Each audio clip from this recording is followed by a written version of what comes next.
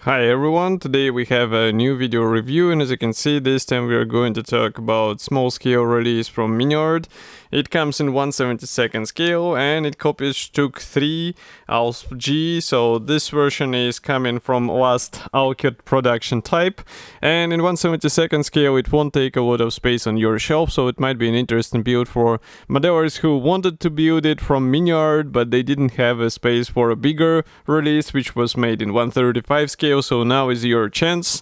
And what you can see here on the table, that's the final shape of this release. The kit number 72110 will stay exactly the same as what you'll see in this video review, and as you can notice, the boxing design and overall packaging style is quite typical for this brand already in this particular scale. We have this side profile of one of the marking options. We also have some information about the size of the finished model. It will be 94 millimeters long, and they do not write the parts count anymore, but at least it's written here that you get the 6 decals options. They will be also on the side of the box. On this side you have some safety advices and address of the manufacturer, and on the opposite side you have the 6 markings which we were talking about.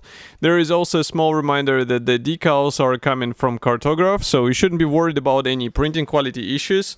And this is a top opening box. As you can see, there is plenty of space inside, so I really doubt that the parts will arrive damaged to you or with some considerable problems. And this is a sealed plastic bag, so I just need to cut through it and we will check together what is actually supplied here and why this kit might be an interesting build in a small scale.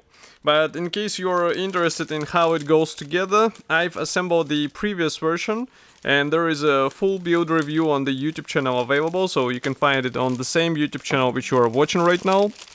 And what I can say about the plastic overall, from my experience, it was quite fun to build, and I would say it's surprisingly well detailed for this size, because some brands actually use the 1/72 scale as an excuse to skip over some features, but not in this case. And obviously because of this, it also has some demands for your skills as well, so be ready for this. But what we are looking here at is the first plastic sprue. Maybe I will place it like this. It's the frame B as it's written here. So we have a mix of various parts. We have some parts for the main gun, we also have some parts for the superstructure, and as you can see, it should be built out of separate panels. We even have the top panel which is molded without the hatch, and if I zoom in here you can see that there are several types of the hatches, and the overall surface detailing looks quite impressive for a small scale. Let's not forget that we are dealing here with a 1/72 scale armored vehicle, and that's why all of these things are not given, let's say. And here from the opposite side you can also see how the tracks are detailed. So of course we are getting the plastic tracks, and this is very useful in this scale, especially in such design where you get the track lengths, so you don't have to deal with the separate track links, and this should speed up the assembly process as well. Next we continue with the rear panel for the engine bay, so it is molded as a separate part, and as far as I remember, the engine bay meshes, so those cutouts, they should be also assembled separately, but we will see it in the assembly manual.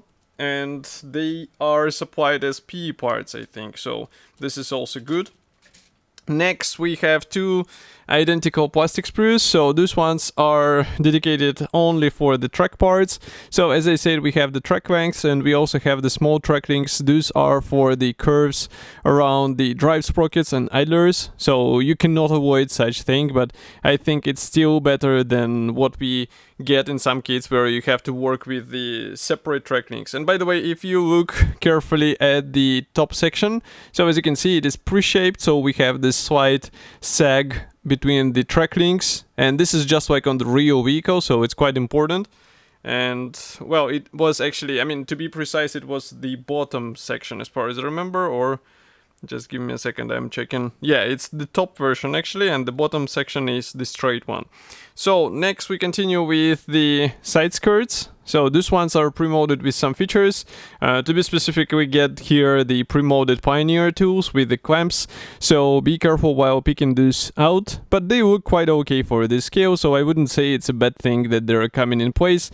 At least you won't have to deal with the separate parts, and this might actually speed up the assembly process as well.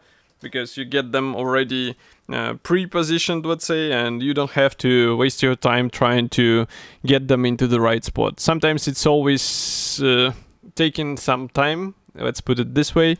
And also here you can see the lower hull section. So here the most interesting feature is that the suspension arms are pre-molded in place. You can see them right now, and well, this gives you the right alignment, but obviously you cannot move them unless you carefully cut them off and position them in the different option or different alignment. But this already takes some skill, because you will have to somehow remove them without damaging the actual part, and this is quite a tricky thing, which I wouldn't advise to beginners, because it's easy to damage the vehicle, and I mean to damage the plastic parts of the vehicle, and then you will have to somehow fix it as well. So here we continue with the smaller plastic sprues. These ones are interesting because, for example, this one, lower one, is supplied in two pieces. We have the drive sprocket here and idlers.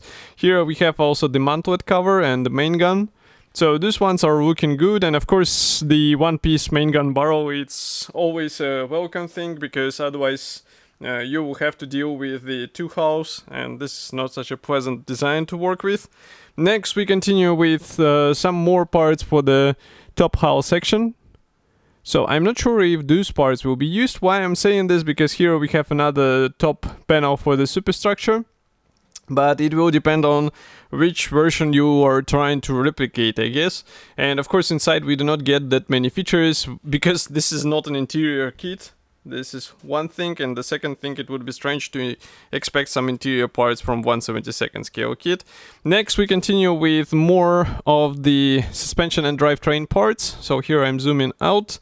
This sprue is coming in two pieces. Here is the second one, and we get the drive sprockets of the different type, also the tensioners and idlers and road wheels. Obviously the road wheels are molded together with the rubber sections, and as you can guess, there are no masking templates or any other stuff. It would be quite surprising to actually get such things in a small scale kit, and not like Miniart gives them in a bigger scale kits either, so that's why I think it's something you should be ready for. And here we continue with the last and the biggest gray plastic sprue. So here we get a bit more of the hull panels, also some minor parts for the tools, and also some minor elements for the machine gun. As far as you can see, overall, again, all of these small parts are molded in a nice clean quality, but handling them might be tricky for older modelers, because these are very tiny parts. Here is comparison with my fingertip, so that's why if you are not sure about your eyesight, it might be better to go for a 1/35 scale vehicle and just build it, because it's easier to handle and you see what you are doing. Next we continue with the clear parts. So while some brands skip on such thing in the smaller scales, here we get the periscopes and also some other clear elements. They look quite nice, and what I did with my build, I just used the liquid masks to somehow mask them, and then just to paint them into the necessary shade. But of course it's your decision how you handle your own kit. What is interesting here is that we get the Schurzen, so this one is supplied as the P parts, and I think there is no other way around, because plastic cannot be molded in such a thin thickness. And as you can see, these parts looking quite great, and of course with the P parts you can also replicate some damage, because in some cases Schurzen was also bent a bit, or maybe just scratched. You can replicate some deep marks, so a lot of things if you prefer the heavy weathering. Here we continue with the small decal sheet. This one looks quite nice, and as you remember, we have 6 marking options, which we will check right now, because we are going for the assembly manual. So here I'm closing the lenses a bit, because otherwise it will blind you with the white color. So it's a color printed brochure. We have exactly the same image as on the box art, but no worries. Next we start with the marking guides, which are printed in color. This is really great thing about Miniart kits, because you get the marking guides in color, and these ones are easier to understand what you have to paint, especially with the complex camouflages. I think it is very important to get such thing. Next we continue with the parts map. So here, as usual, Miniart does not show which parts are unused, even though it could be handy. Next, we start with the lower hull section. So as you can see, a lot of things are happening straight on the first page, so pay attention to how the parts are being aligned. And also, as you can see, still some parts of the suspension are being added. So this is also quite important. Here you also assemble the road wheels, drive sprockets, and also the tracks going into place. As far as I remember, when I was building my vehicle, I just assembled everything because in small scale it's just way more tricky to get all of this stuff in the painted state. So that's why it's just easier to get it into the place and then paint it with a pointed brush. Next we continue with the engine bay cover and the superstructure without the roof panel. Roof panel is coming on the next stage, as you can see here.